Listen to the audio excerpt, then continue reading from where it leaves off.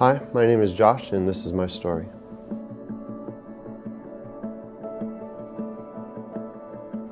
I grew up as a preacher's kid, pretty much went to church my whole life, every Sunday and Wednesday for Awana.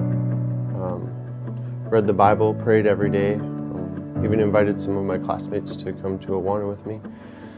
By age 9, I asked Jesus to be my Savior and got baptized. And unfortunately, I also was witness to some of the ugly side of church politics that can happen.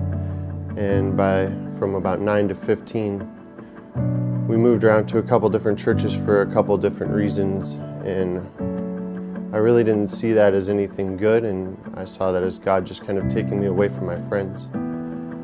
By 16, we moved down to Des Moines, and I went to a Des Moines Christian school, and we started going to a church here, but I really didn't like it, and I was very bitter, so I asked my parents if I could just stop going to church.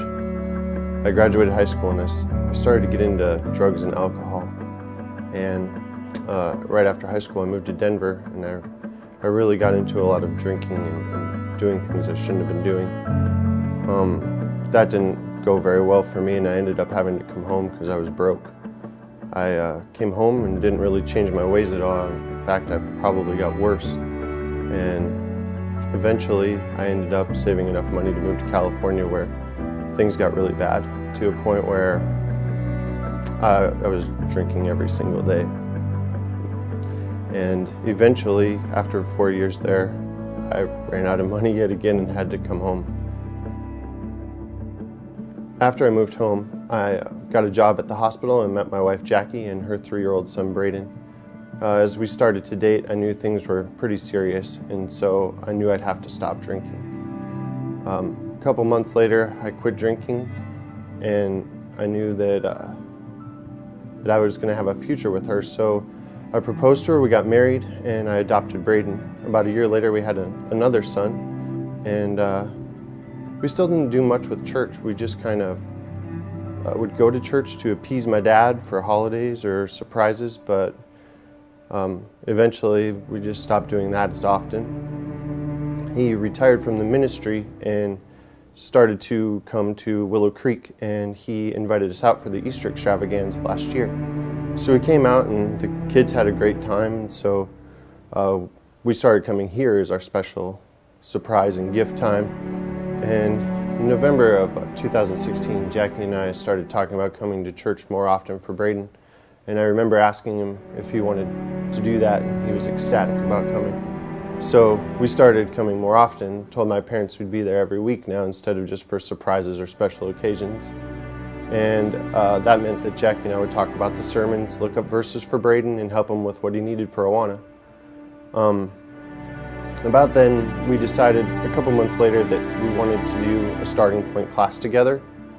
We started to do that, and as I looked at the Stranger book and started to read my Bible more often, things started to fall into place for me, and I really questioned the rebellion that I had for so many years. In the beginning of starting point class, they ask you the question, if you were to get into heaven, what would be your reason, or why should you be allowed in?